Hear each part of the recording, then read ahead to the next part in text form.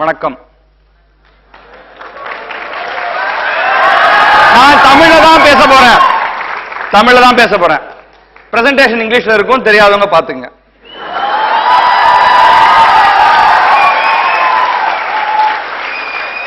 சீரியஸான விஷயம்.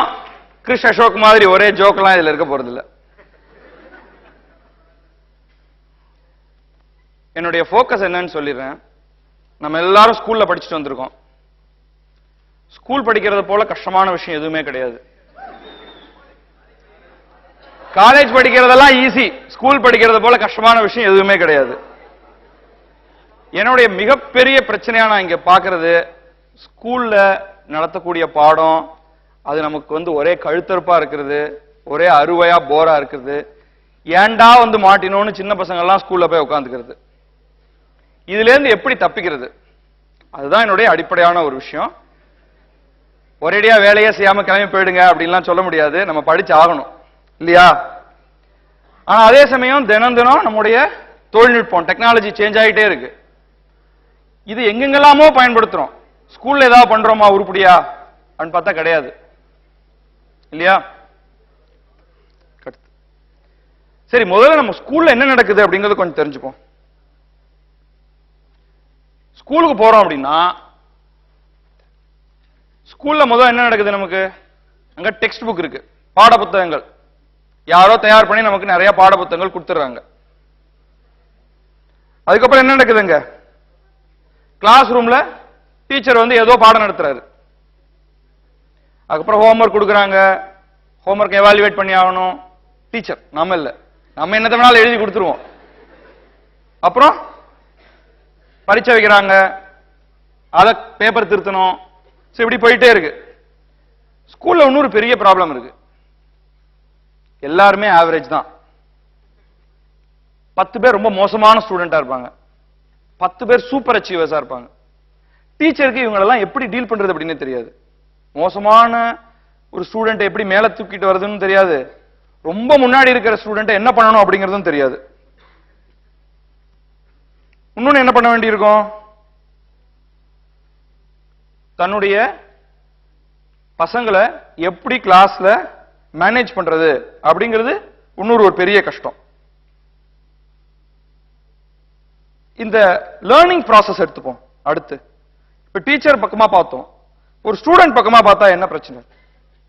நீங்க முதல்ல ஸ்கூலுக்கு போறதுக்கு முன்னாடியே கிளாஸ்ல என்ன நடக்க போகுதுங்கிறத எதிர்பார்த்து படிக்க ஆரம்பிக்கணும். அப்புறம் கிளாஸ் ரூம்ல போய் உட்கார்ந்துட்டு டீச்சர் சொல்றதெல்லாம் கேட்டாகணும். டீச்சர் சொல்றதை கேட்டா மட்டும் போதாது, டீச்சர் சொல்றதை புரிஞ்சுக்கிட்டாகணும். அதுக்கப்புறமா திருப்பி பாடம் நடத்தினதை வீட்டுக்கு திருப்பி படிச்சாகணும். எக்ஸாமுக்கு ப்ரிப்பேர் பண்ணி ஆகணும். இத்தனை பிரச்சனை இருக்கு. கடைசியா இன்னொரு விஷயம் இருக்கு. நமக்கு ஒண்ணு விஷயம் தெரிஞ்சுக்கிறதுங்கிறது ஒண்ணு, மார்க் வாங்குறதுங்கிறது சுத்தமா வேற ஒண்ணு. மார்க் வாங்கிட்டோம்னா விஷயம் தெரிஞ்சிருச்சு அப்படின்னு அர்த்தம் இல்ல. விஷயம் தெரிஞ்சிருச்சுன்னா மார்க் வாங்க போறோம் அப்படிங்கிறதும் இல்ல. அடுத்த இந்த எபோவ் ஆவரேஜ் பிலோ ஆவரேஜ் சொன்னேன் இல்லையா? கிளாஸ் அப்படிங்கிறதே ஆவரேஜ் ஸ்டூடெண்ட்ஸ்க்காக தான்.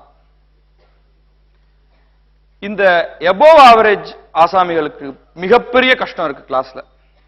டீச்சர் சொல்றதெல்லாம் உங்களுக்கு முன்னாடியே தெரியும். நிஜமா டீச்சர் சொல்றது எல்லாம் நம்ம முன்னாடியே தெரிஞ்சுட்டு இருந்தாலும் முதல் ரோல வேற உட்காந்துக்கணும். ஏதாவது கேள்வி கேட்டா நம்ம எடுத்து பதில் சொல்ல ஆரம்பிப்போம். உட்காருங்க, நீ உட்காரு, பின்னாடி இருக்க நீ எழுந்து நின்னு நீ சொல்லு பதில் அப்படிமாங்க இல்லையா? பின்னாடி போய் உட்கார்ந்துக்கிறது எதுக்காக? டீச்சருக்கு தெரியாம தூங்குறதுக்காக. இப்ப திடீர்னு எழுப்பி விட்டு பதில் சொல்லு அப்படின்னா எங்க இருந்து பதில் சொல்றது? தடுமாறுவோம். இதுதான் நடந்துட்டு இருக்கு. இதோட மோசம் எல்லாம் நிறைய இருக்கு. டீச்சரே ஒரு மோசமான டீச்சர் வச்சுங்க. பெரும்பாலான ஸ்கூல்ல அதுதான் நடந்துட்டு இருக்கு. அந்த கிளாஸ் ரூம் ப்ராசஸ் எவ்வளவு மோசமா இருக்கும் அப்படின்னு பாருங்க. நீங்க சுத்தமா லேர்னிங் அப்படிங்கிறது இன்னைக்கு ஸ்கூல்ஸ்ல நடக்காததுக்கான காரணம் இதுதான். லேர்னிங் நடக்காதனால டீச்சிங் நடக்கிறது இல்லை. கற்றுத்தரது கற்றுக்கொள்றது இந்த ரெண்டு ப்ராசஸுமே டோட்டல் பிரேக் டவுன் இன்னைக்கு. இப்ப என்ன பண்ணலாம் இதுக்கு?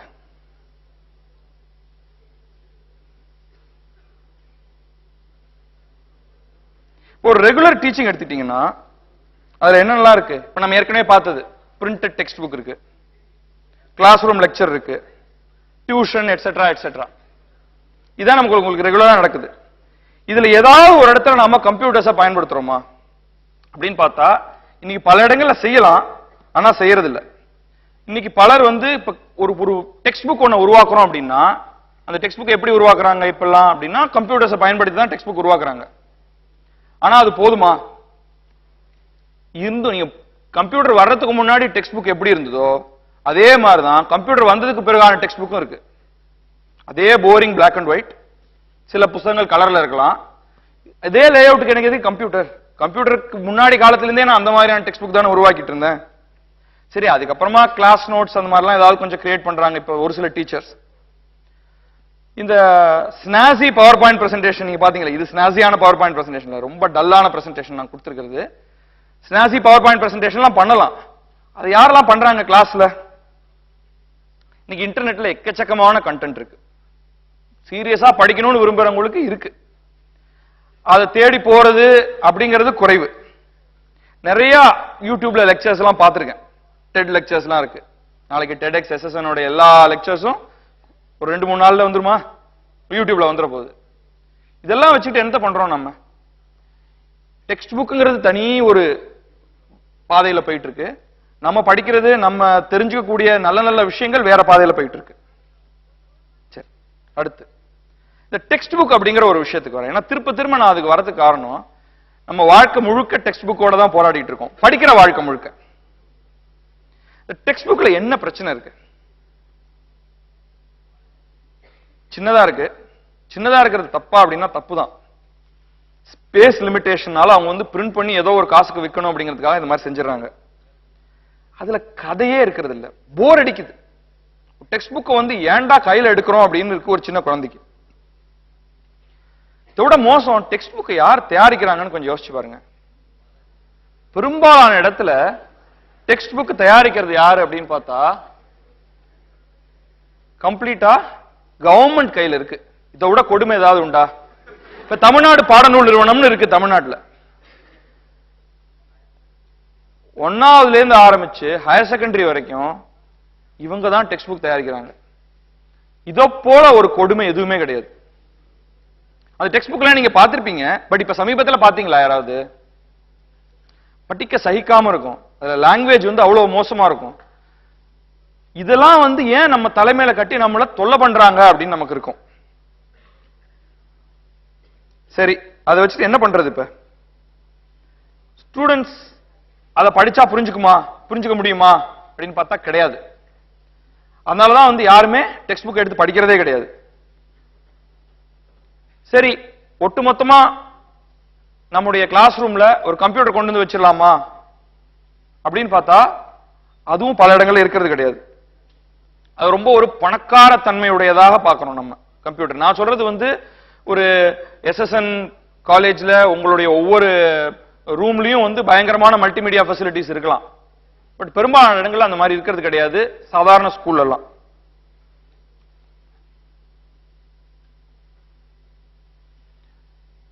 ரொம்ப பேர் இந்த மாதிரியான ஒரு தியரி எல்லாம் யோசிச்சிருக்காங்க. எல்லா குழந்தை கையிலும் ஏதாவது ஒரு கம்ப்யூட்டர் ஒன்று கொடுத்துடணும் அப்படின்ட்டு. இந்த 1 லேப்டாப் பெர் சைல்டு அப்படின்லாம் ஒரு ப்ராஜெக்ட் ஒன்று நடந்தது. அது இப்ப எங்க போச்சு அப்படின்னே தெரியல. அந்த ப்ராஜெக்ட் வந்து அப்படியே தொங்கிட்டு இருக்கு. ஆனா ஒரு நல்ல விஷயம் நடந்துட்டு இருக்கு. நான் கையில ஒண்ணு வச்சிட்டு இருக்கேன் இல்லையா, இது ஒன்னும் ஒரு ஹைஃபை ஐபேட் எல்லாம் கிடையாது. இது சாதாரண ஒரு சீப் டப்பா. இந்த டப்பா வந்து உங்களுக்கு 10,000 ரூபாய்க்குள்ள கிடைக்குது. ஆண்ட்ராய்டு பவர் டப்பா. இன்னும் கொஞ்ச நாள்ல 7,000 ரூபாய், 5,000 ரூபாய், 4,000 ரூபாய், 3,000 ரூபான்னு ஏலம் போட்டு கீழே போற மாதிரி. அவ்வளவு வருமானு தெரியலப்பா, ஒருவேளை நீங்க இது மாதிரி ரிசர்ச் பண்ணீங்கன்னா ஒருவேளை வரலாம். பட் எப்படினாலும் ஒரு 3,000 4,000 ரூபாய்க்குள்ள வந்துரும் அப்படின்னு எனக்கு தோணுது. Cheap hardware, zero cost software, like Android மாதிரி ஒண்ணு. அப்கோர்ஸ் நம்ம பணக்காரங்களா இருந்தோம்னா நம்ம ஒரு ஐபேடோ அல்லது வேற என்ன நாளைக்கு புதுசா வரப்போதோ அதை வாங்கி வச்சுக்கலாம். இந்த மாதிரி ஒண்ணு வந்து கவர்மெண்ட் சப்போர்ட் அது இதுன்னு சொல்லாம அத்தனை பேர் கையிலையும் ஒண்ணு வச்சுக்க முடியும். இது ஒன்றும் பெரிய கஷ்டமான ஒரு விஷயமே கிடையாது. சரி, இதை வச்சுக்கிட்டா என்ன நடக்க போகுது அப்படின்னு நீங்க அடுத்து கேள்வி கேட்கலாம். இந்த டெக்ஸ்ட் புக் அப்படிங்கறதே வந்து ஒட்டுமொத்தமா பேப்பர்ல பிரிண்ட் பண்றத ஒழிச்சிடணும் அப்படிங்கிறது என்னுடைய கருத்து. நான் வந்து ஒரு பிரிண்டட் புக் பப்ளிஷர். ஆனால் தைரியமா இங்க வந்து அதை சொல்றேன். இந்த பேப்பர்ல இருக்கிற டெக்ஸ்ட் புக்கை பொறுத்த வரைக்கும், மத்த புக்கெல்லாம் நான் பிரிண்ட் பண்ற புத்தகத்தை எல்லாரும் வாங்கி படிங்க. டெக்ஸ்ட் புக்கை பொறுத்த வரைக்கும் பேப்பர்ல இருக்கிற புத்தகத்தை கிழிச்சு தூக்கி போட்டுருவோம் அப்படிங்கறதுதான் என்னுடைய ஐடியா. ஏன்னா நான் வந்து ஒரு பள்ளிக்கூடத்துல பாடம் நடத்தக்கூடிய அந்த டெக்ஸ்ட் புக் வந்து லைவ்லியா டிவி பாக்குற மாதிரி, கம்ப்யூட்டர்ல கேம் விளையாடுற மாதிரி இருக்கணும் அப்படின்னு நினைக்கிறேன். ஒரு பெரிய டெக்ஸ்ட் புக் ஆத்தரிங் கிட் அப்படிங்கிற ஒரு கான்செப்ட், இதெல்லாம் நான் எதுவும் உருவாக்கல, நீங்க எல்லாம் உருவாக்குவீங்க அப்படிங்கிற ஒரு நம்பிக்கையில இங்க வந்து என்னுடைய ஐடியாவை மட்டும் தான் சொல்றேன். இன்னைக்கு இருக்கக்கூடிய அவுட்ஸ்டாண்டிங் மல்டிமீடியா டூல்ஸ் எல்லாத்தையும் வச்சு ஒரு total text book authoring tool ஒன்ன உருவாக்கிட முடியும். உருவாக்கினா மட்டும் போதாது. இப்ப நம்ம சீப்பா ஒரு கிளிப் ஆர்ட் எடுத்து இங்க தூக்கி போட்டு இங்க எடுத்து போட்டு ஒரு பவர் பாயிண்ட் பிரசன்டேஷன் அப்படியே ஜம்முன்னு பண்றோம் இல்லையா, அதே மாதிரி டெக்ஸ்ட் புக் பண்றதுக்கு தேவையான எல்லா விதமான ஈக்குவேஷன்ஸ், ஏகப்பட்ட படங்கள், வீடியோ, ஆடியோ அப்படின்னு எல்லாத்தையும் நம்ம வந்து அந்த டெக்ஸ்ட் புக் ஆத்தரிங் கிட்டோட கொடுத்துடணும். அந்த கிட்ட எடுத்துக்கிட்டு ஒரு நல்ல டீச்சர் ஒரு அற்புதமான மல்டிமீடியா டெக்ஸ்ட் புக் ஒன்ன உருவாக்க முடியும் அப்படின்னு நான் நம்புறேன். அப்படி உருவாக்கக்கூடிய அந்த டெக்ஸ்ட் புக்கை யார் வேணாலும் மாடிஃபை பண்ணி யார் வேணாலும் அதை மாத்தக்கூடிய மாதிரி ஒரு டோட்டல் ஓபன் சோர்ஸா மாத்திரணும். அப்கோர்ஸ் இந்த டெக்ஸ்ட் புக்ங்கிறது வந்து ஒரு பெரிய மாஃபியா கும்பல், நிறைய பணம் அங்க போயிட்டு இருக்கு. இப்ப நம்ம மாட்டுக்கு இந்த மாதிரி ஒரு ஓபன் சோர்ஸ் ஒரு புதுசான ஒரு ஐடியா அப்படின்னு நம்ம சொல்லிட்டோம்னா அவங்களாம் வந்து வாயை பத்திட்டு போயிட போறது கிடையாது. அவங்க மாட்டுக்கு அவங்க செய்யறது செஞ்சுக்கிட்டு இருக்கட்டும். அவங்களும் இதை பார்த்து காப்பி அடிச்சு நாமளும் வந்து ஒரு closed text book model multimedia அப்படின்னு கொடுத்தாங்கன்னா கொடுத்துட்டு போறாங்க, நமக்கு பிரச்சனை இல்லை, அது மாட்டுக்கு இருக்கட்டும். அடுத்து இந்த ஆத்தரிங் கிட்ல நான் சொன்ன மாதிரி total stack equations, stack library கம்ப்ளீட்டா எதுக்கு எடுத்தாலும் கொடுத்துறது அப்படின்னு சொன்னேன் இல்லையா. அதோட கூட ஒரு நல்ல ஒரு டீச்சர், ஒரு ஆசிரியர் தானே நிறைய கண்டென்ட்டை உருவாக்கி, பர்டிகுலர்லி ஆடியோ, அதோட கூட மியூசிக்லாம் சேர்த்து வேணும்னா டி ராஜேந்தர் குரலை கூட போட்டு சேர்த்துடலாம் அதுக்குள்ள. அப்ப ஜஸ்ட் அந்த ஹோல் கான்செப்ட மனசுல மட்டும் நினைச்சு பாருங்க. படம்லாம் நான் காமிக்கல, படம்லாம் நான் கொண்டு வந்து காமிக்கிற அளவுக்கான டெக்னாலஜி எபிலிட்டி எனக்கு கிடையாது. ஆனா நீங்க யோசிச்சு மட்டும் பாருங்க எப்படிப்பட்ட ஒரு டெக்ஸ்ட் புக்கா அது இருக்க முடியும் அப்படின்ட்டு.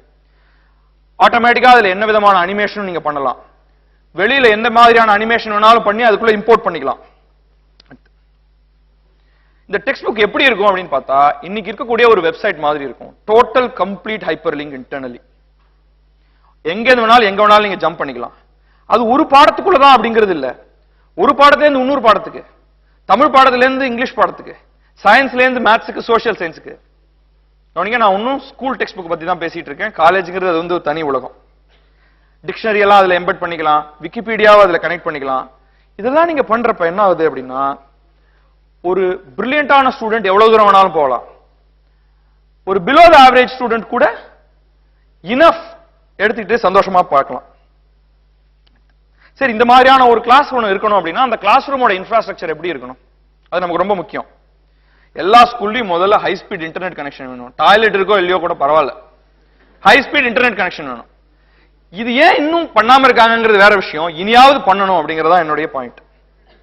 அடுத்து எல்லா கிளாஸ் ரூம்லயும் எப்படியாவது வைஃபை பாயிண்ட் இருக்கணும். இங்க வந்து நான் வந்து உங்க வைஃபைல கனெக்ட் பண்ண பாக்குறப்ப அது 4 பாஸ்வேர்ட் கேக்குது, அதுக்கப்புறமா வந்து என்னவோ ப்ராக்ஸி எல்லாம் கொடுக்க வேண்டியிருக்கு. இந்த மாதிரி எந்த பிரச்சனையும் இல்லாம ஒரு வைஃபை டிவைஸோட உள்ள வந்தா உடனே யூ ஷுட் பி கனெக்டட், அவ்வளவுதான்.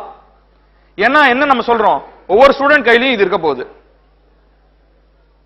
ப்ரொஜெக்ஷன் அப்படிங்கிறது அடுத்து. இங்கெல்லாம் அங்க வந்து ஒரு ஹை குவாலிட்டி ப்ரொஜெக்ஷன்லாம் வச்சிருக்கீங்க.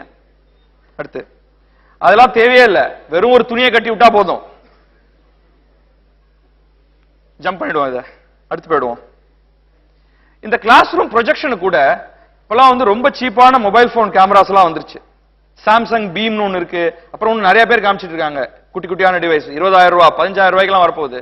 ஸோ யோசிச்சு பாருங்க, எல்லாமே ஒரு சீப்பான ஒரு டிவைஸ் நம்ம முடிச்சிடலாம்.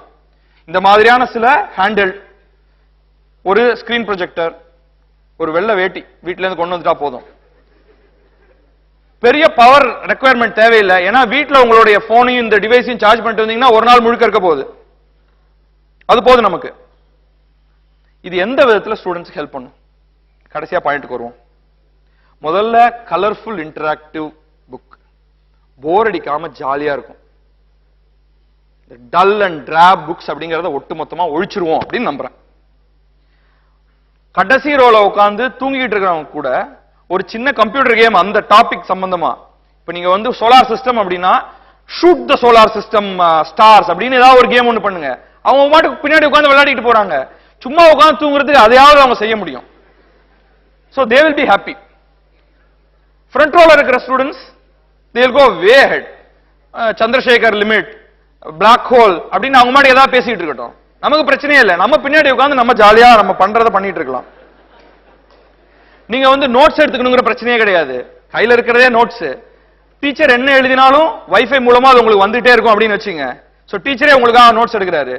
நீங்க வந்து கவனிச்சா போதும், இல்ல கேம் விளையாடிட்டு இருந்தா போதும். ரொம்ப முக்கியமா ஒண்ணு இருக்கு. ஏன்னா என்னுடைய குட்டி பொண்ணு ஸ்கூலுக்கு எடுத்துட்டு போற புத்தகத்தை பார்த்தா அது ஒரு 10 கிலோ இருக்கு. இது வெறும் 1/2 கிலோ அல்லது 1/4 கிலோ இல்லையா? அது ஒரு மிகப்பெரிய ஒரு ஜாலியான ஒரு விஷயம் இல்லையா?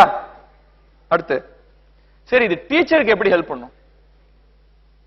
டீச்சருடைய வேலையும் பயங்கர பாடாவதியான வேலை. இப்ப அவங்களுக்கு ஹோம்ஒர்க் கரெக்ஷன்ல இருந்து எல்லாமே இதுல பண்ணி முடிச்சிடலாம் நீங்க கம்ஃபர்டபிளா. ஜஸ்ட் யோசிச்சு மட்டும் பாருங்க. இது வந்து நான் சொல்றதே கவனிக்க வேண்டாம். இந்த 2 பாயிண்ட் எடுத்துங்க, மீதியை நீங்களே உங்களுடைய கற்பனையில இருந்து நீங்க ஃபில் அப் பண்ணீங்க. அடுத்து இது எப்படி ஸ்டூடெண்ட்ஸ் இம்பாக்ட் பண்ணும்? நிச்சயமா அவங்களுக்கு பாடம் படிக்கிறதுல அதிகமான இன்ட்ரெஸ்ட் வரும். அது ஒண்ணு போதும். டிவி, கம்ப்யூட்டர், ஸ்கூல் அப்படின்னு அவங்க ஜாலியா விளையாடிட்டு இருக்க முடியும். இது எப்படி டீச்சர் ஹெல்ப் பண்ணும் அப்படின்னு சொன்னேன். டீச்சர்ஸ் வந்து தங்கள்கிட்ட இருக்கிற ஸ்கில்லை வச்சுக்கிட்டு பல அற்புதமான காரியங்களை செய்ய முடியும். நெக்ஸ்ட். ஆனா இதுல ஒரே ஒரு சில பிரச்சனை இருக்கு. என்ன புதுசா ஐடியா கொடுத்தாலும் பல பேர் அதை எடுத்துக்க மாட்டாங்க. அது எப்பவுமே அந்த பிரச்சனை இருக்கு. அதெல்லாம் நம்ம எப்படியாவது ஓவர் கம் பண்ணணும். Then there is a huge technical problem. பல வில்லேஜ்ல பவரே இல்ல, நீ என்னவோ இந்த மாதிரிலாம் பேசிட்டு இருக்க அப்படின்னு சொல்லுவாங்க. ஆனா நான் இப்ப சொன்னதுல வந்து பவர் இல்லாமலேயே வெறும் சாதாரண ஸ்கூல் ரூம்லயே இதெல்லாம் பண்ண முடியும் அப்படின்னு தோணுது. Final conclusion, last. நமக்கு இன்னைக்கு இருக்கிற டெக்னாலஜி ப்ராப்ளம்ஸ், நம்மகிட்ட இருக்கிற இன்னைக்கு இருக்கிற எஜுகேஷனல் ப்ராப்ளம்ஸ், இது ரெண்டுத்தையும் கம்பைன் பண்ணி பார்த்தாலும் இருக்கக்கூடிய சாதாரணமான டெக்னாலஜியை வச்சு நம்முடைய எஜுகேஷனல் ப்ராப்ளத்தை ஒட்டுமொத்தமா இதன் மூலமா சால்வ் பண்ண முடியும். இதன் மூலமா மட்டும்தான் சால்வ் பண்ண முடியும் அப்படிங்கிறது என்னுடைய ஃபைனல் கன்க்ளூஷன். தேங்க்யூ.